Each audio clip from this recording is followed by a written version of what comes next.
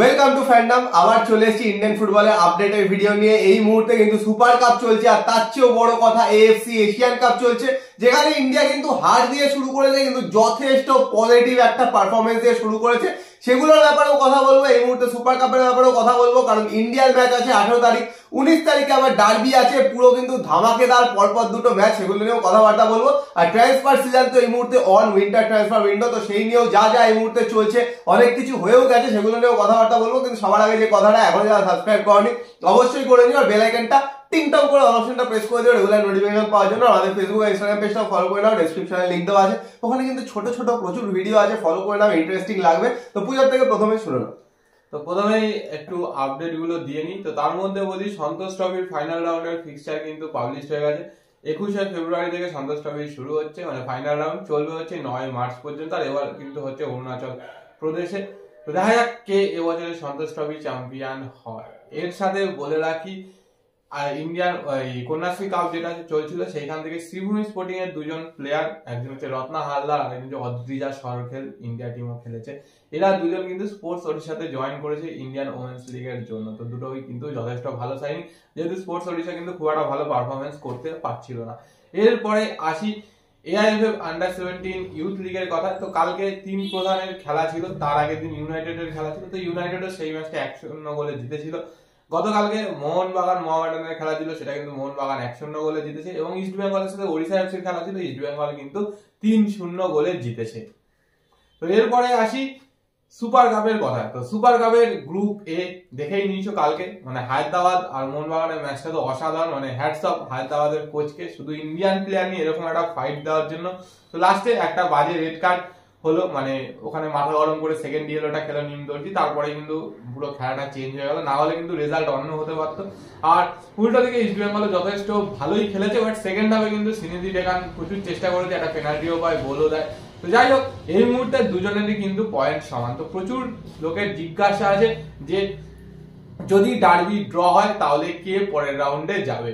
তো গোল ডিফারেন্স দেখা হবে, তখন গোল ডিফারেন্সে কিন্তু ইস্ট বেঙ্গল এই মুহূর্তে একটা গোলে কিন্তু এগিয়ে আছে। তো ইস্ট বেঙ্গলের গোল ডিফারেন্স বেশি আছে, তো ডার্বিতে কিন্তু মোহনবাগানকে জিততেই হবে।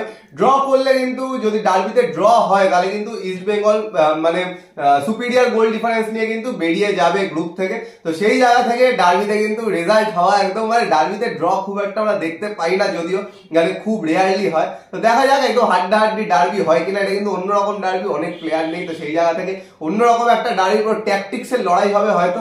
আর ড্র হয়ে গেলে কিন্তু, যেটা এখনো বললাম, ড্র হয়ে গেলে কিন্তু ইস্ট বেঙ্গল উঠে যাবে, মোহনবাগান কিন্তু বেরিয়ে যাবে। তো সেই জায়গা থেকে দেখা যাক কি হয় 19 তারিখ। তো গোল ডিফারেন্সের কথা গুড্ডু বললো, তো ওখানে একটুখানি চেঞ্জেস করেছি। গোল ডিফারেন্স না, মানে দুজনেরই গোল ডিফারেন্স সেম, মানে গোল বেশি করেছে। ইস্ট বেঙ্গল 5টা গোল করেছে, মোহনবাগান 4টে গোল করেছে। তো সেই ডার্বি যদি 0-0 ড্র হয় আর 100-100 ড্র হয়, তাহলে কিন্তু ইস্ট বেঙ্গল যাবে, আর যে জিতবে সে তো অলরেডি এমনি কোয়ালিফাই করেই যাবে। তো দেখা যাক ডার্বিতে কি হয়। আর বলে রাখি তার সাথে সাথে, আজকে কিন্তু মোহনবাগানের হেড কোচ অ্যান্টোনিও লোপেজ হাওয়াস কলকাতায় চলে এসেছে, এবং আসার পরে একটা মিটিং করবে নতুন ট্রান্সফার রিলেটেড। যতদূর আমাদের কাছে খবর আছে, যে নতুন কোন কোন প্লেয়ারকে নেওয়া হতে পারে, কিছু প্লেয়ারকে লোন আউট করা হতে পারে কিনা, সেটা নিয়ে কিন্তু ম্যানেজমেন্টের সাথে বসবে।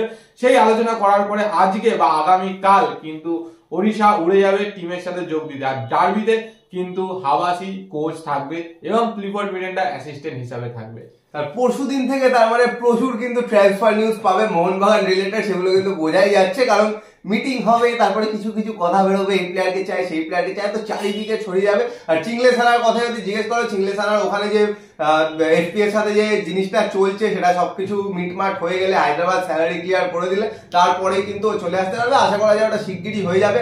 আর তারপরেই দেখার বিষয় যে চিংলে সানাকে কে ছিনিয়ে নিতে পারে। কারণ বেঙ্গালুরুও কিন্তু এই রেসে আছে, কারণ বেঙ্গালুরু কিন্তু নিজেদের টিমটা রিভাইভ করার চেষ্টা করছে, প্রচুর সাইনিং কিন্তু করাবে। আর বেঙ্গালুরু তাদের একজন বিদেশিকে অলরেডি কিন্তু রিলিজও করে দিয়েছে, কার্টিস ম্যানকে। তো বুঝতেই পারছো যে নতুন বিদেশিও নেবে, নতুন ডোমেস্টিক প্লেয়ারও কিন্তু বেঙ্গালুরু নেবে।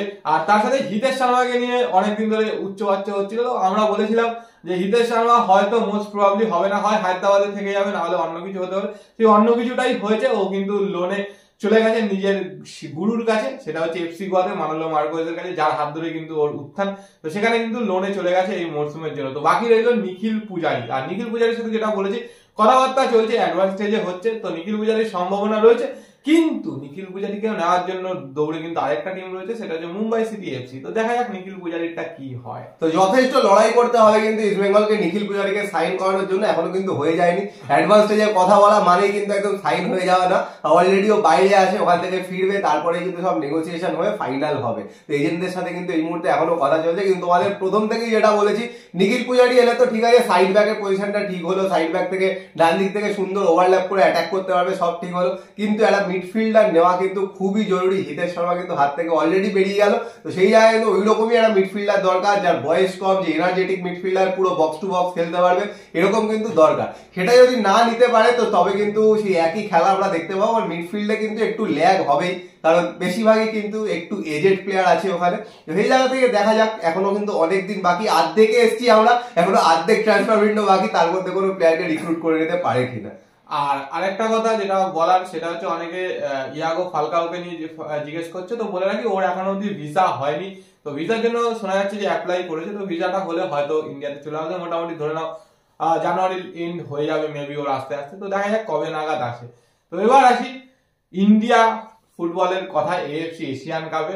তো একটা আনএক্সপেক্টেড খেলা খেলেছে ইন্ডিয়া। সবাই ভেবেছিলাম হয়তো অস্ট্রেলিয়ার সাথে অনেক গোল খাবে, 4 গোল 5 গোল খেতেই পারে। তো সেখান থেকে ফার্স্ট হাফটা তো অনবদ্য খেলেছে, মানে যেরকম ট্যাকটিক্স নিয়ে নেমেছিল সেই ট্যাকটিক্সটা পুরোপুরি কিন্তু কাজে লেগেছে।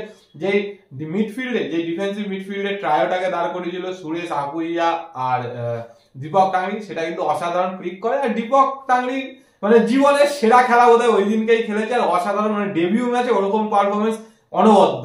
মানে এরকম বড় স্টেজে ডেবিউ, এত বড় একটা টিমের সাথে, 25th র্যাঙ্ক টিম ওয়ার্ল্ডে, তার সাথে ডেবিউ করে যে মানে নিজের ক্লাসটা দেখিয়েছে, নিজের যে পুরো যেরকম ট্যাকটিক্যালি ওকে বসানো হয়েছে, যেরকম খেলেছে, মানে বলতে গেলে তো one of the best debut আমার দেখা। মানে এত বড় স্টেজে যে এত ভালো পারফর্ম করেছে। তাছাড়াও মানে মোটামুটি বলতে গেলে সবাই ভালো খেলেছে। ঝিঙ্গানকে নিয়ে আলাদা করে দেখো কিছু বলার নেই, ওর থেকে কিন্তু এটাই এক্সপেক্টেড। গুরপ্রীত সিং সান্ডুকে হয়তো অনেকে ক্রিটিসাইজ করছো ওই মিস্টেকটার জন্য, ওই মিস্টেকটা না হলে হয়তো অনেক কিছু হতে পারতো, ড্র হতে পারতো বা 1-0 হতে পারতো, অনেক কিছু হতে পারতো। কিন্তু গুরপ্রীত সিং সান্ডু কিন্তু পুরো ম্যাচটা কন্টিনিউয়াস ভালো খেলে গেছে। দেখবে অনেক জায়গায় যেখানে রাহুল বেগে চাপ নিতে পারছিল না, ব্যাক পাস করছিল, কিন্তু ওখানে গুরপ্রীত কিন্তু বলগুলো ক্লিয়ারও করছিল। একটাই শুধু মিস্টেক হয়েছিল, আরেকটা এটা হাত থেকে বল ফেলে দিল, না হলে কিন্তু গুরপ্রীতও ভালো খেলেছে। এত বড় স্টেজে টিমকে কিন্তু পুরো মানে বলতে গেলে লিড করেছে পিছন থেকে। তো ওই একটা মিস্টেক হয়ে গেছে, গোলকিপারের লাইফ তো এরকমই, কিছু করার নেই। একটা মিস্টেক, আর একটা মিস্টেক থেকে কিন্তু গোল, আর তারপরে 2-0। কিন্তু ওভারঅল পারফরমেন্স দেখতে গেলে খুব ভালো পারফর্ম করেছে। এরকম ডিফেন্স যদি স্ট্রং রেখে একটু অ্যাটাকে আরেকটু ফোকাস করতে পারে, যদি আরেকটু অ্যাটাক করতে পারে, আমার তো মনে হয় উজবেকিস্তানের এগেইনস্টে অন্যরকম স্কোয়াড নামবে, আরেকটু অ্যাটাকিং স্কোয়াড নামবে। তো সেই জায়গা থেকে ট্রাই কিন্তু করা উচিত যে উজবেকিস্তানের সাথে যে কোনো রকম একটা গোল দিয়ে যাতে বেরিয়ে যেতে পারে। আর এছাড়া আরো দুজনের কথা বলতেই হবে। একটা হচ্ছে সুভাশিস বোস, বাদিকে অনবদ্য, মানে বাদিক থেকে কোনো খেলাই খেলতে, বাদিকে অনবদ্য, মানে অস্ট্রেলিয়াকে ডান দিক দিয়ে কোনো খেলাই খেলতে দেয়নি। প্রত্যেকটা ব্লকিং, প্রত্যেকটা ডিফেন্স কিন্তু অসাধারণ। আর ছানতে মানে কিছু সত্যি স্কিল দেখিয়েছে, চেষ্টাও করেছে। শুরুতেই একটা অসাধারণ ক্রস ছিল, কেউ রিচ করতে পারেনি।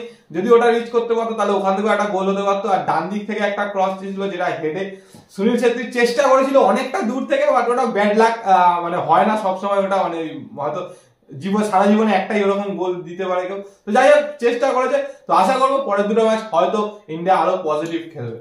তো দেখা যাক, অবশ্যই কিন্তু সাপোর্ট করো, সবাই মিলে ইন্ডিয়াকে সাপোর্ট করো। সবচেয়ে বড় স্টেজে পারফর্ম করছে, আগের দিন এত বড় একটা টিমের সাথে ভালো খেলেছে। মানে এখান থেকে কিন্তু ইন্ডিয়ান স্কোয়াডটা অনেকটা এক্সপোজার পায়। বড় বড় টিমের সাথে খেলার কিন্তু সুযোগ 4 বছরে আসে না, একটা বড় টুর্নামেন্টেই আসে।